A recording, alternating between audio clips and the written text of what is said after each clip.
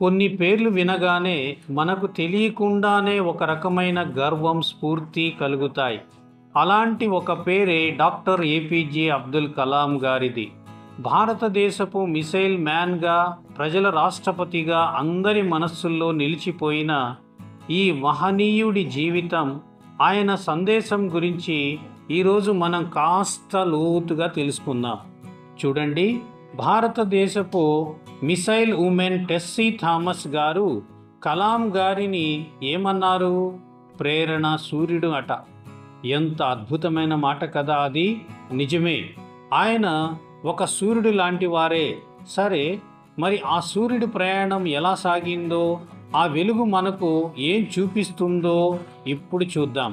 సరే, ముందుగా మనం ఆయనను ఎందుకు ఒక ప్రేరణా సూర్యుడు అంటామో చూద్దాం. అసలు డాక్టర్ కలాం గారి కథే ఓ అసాధారణమైనటువంటి ప్రయాణం. ముందుగా ఆయన మనకు వదిలి వెళ్ళిన లెగసీ ఏమిటో ఒక్కసారి గుర్తు చేసుకుందాం. కలాం గారంటే మనకు వెంటనే ఏం గుర్తుకొస్తుంది? చాలామందికి మిసైల్ మ్యాన్ అనే గుర్తుకొస్తుంది. కానీ ఆయన కేవలం సైంటిస్ట్ మాత్రమే కాదు, ఆయన ఒక గొప్ప స్టేట్స్ మ్యాన్, మన 11వ రాష్ట్రపతి. అంతకు మించి ఆయన ఒక టీచర్, మన దేశ యువతకు ఎప్పటికీ నిలిచిపోయే ఒక ఇన్స్పిరేషన్. సో ఒకే వ్యక్తిలో ఇన్ని కోణాలు. మరి ఇంత గొప్ప స్థాయికి చేరిన ఆయన ప్రయాణం అసలు ఎక్కడ మొదలైందో తెలుసా? అక్కడికే వెళ్దాం ఇప్పుడు. ప్రతి గొప్ప కథకి ఒక చిన్న ప్రారంభం ఉంటుంది కదా.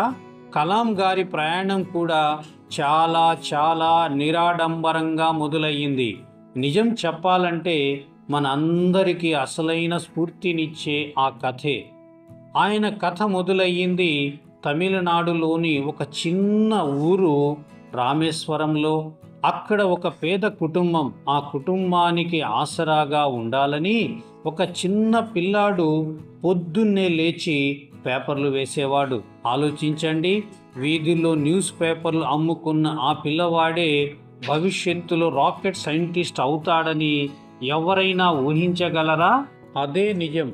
ఆ పేపర్లు అమ్మిన పిల్లాడే తన కష్టం, పట్టుదలతో దేశం మొత్తం గర్వపడే శాస్త్రవేత్తగా మారారు. ఆ తర్వాత ఏకంగా భారత రాష్ట్రపతి అయ్యారు.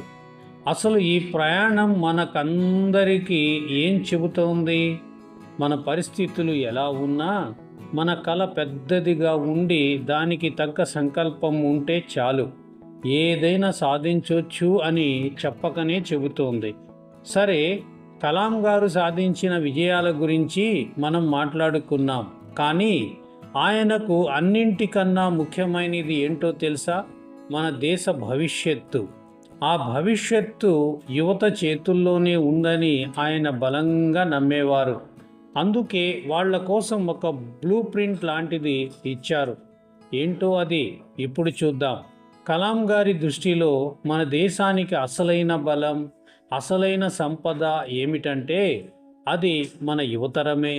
వాళ్ళ శక్తి, వాళ్ళ ఆలోచనలతో దేశ సమస్యలన్నీ తీరిపోతాయని, దేశం అభివృద్ధి పదంలో దూసుకుపోతుందని ఆయన గట్టిగా నమ్మేవారు. అందుకే గమనిస్తే ఆయన తన జీవితంలో ఎక్కువ సమయం విద్యార్థులతో, యువతతోనూ గడిపారు.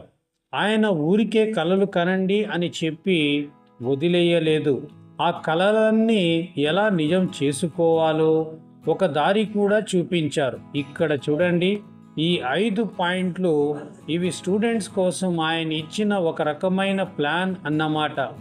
చదువుకి ప్రాధాన్యత ఇవ్వాలి, మహిళలు చదువుకోవాలి, బాల కార్మిక వ్యవస్థ ఉండకూడదు, నిజాయితీగా బ్రతకాలి. ఇవన్నీ చూడటానికి సింపుల్గా అనిపించినా ఇవే ఒక బలమైన దేశానికి పునాదులు అని ఆయన చెప్పేవారు.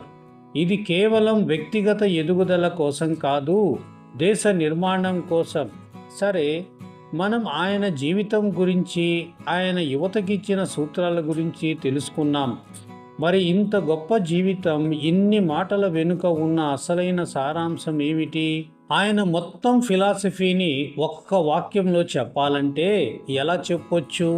అదే ఇప్పుడు చూద్దాం. కష్టపడి పని చేయండి, ఇతరులకు సహాయం చేయండి, దేశాభివృద్ధికి తోడ్పడండి. సింపుల్, అంతే. ఇంతకన్నా సింపుల్గా, ఇంతకన్నా పవర్ఫుల్గా ఎవరైనా చెప్పగలరా? ఆయన జీవితం అంతా ఈ ఒక్క వాక్యం చుట్టూనే తిరుగుతుంది. మొదట మనల్ని మనం బాగు చేసుకోవాలి, తర్వాత మన చుట్టూ ఉన్న వాళ్ళకి సహాయపడాలి, ఆ తర్వాత మనమంతా కలిసి దేశాన్ని ముందుకు తీసుకువెళ్ళాలి. ఇదే కలాం గారు మనకిచ్చిన సందేశం. చూశారుగా, కలాం గారు మనకు ఒక దారి చూపించి వెళ్ళారు. ఇప్పుడు ప్రశ్న మనకే, ఆయన చూపిన ఆ దారి మనం ఎలా నడుస్తాం? ఆయన వారసత్వాన్ని ముందుకు తీసుకువెళ్ళడానికి మనం ఏం చేయబోతున్నాం? ఈ ప్రశ్నతోనే నేటి విశ్లేషణ ముగిద్దాం.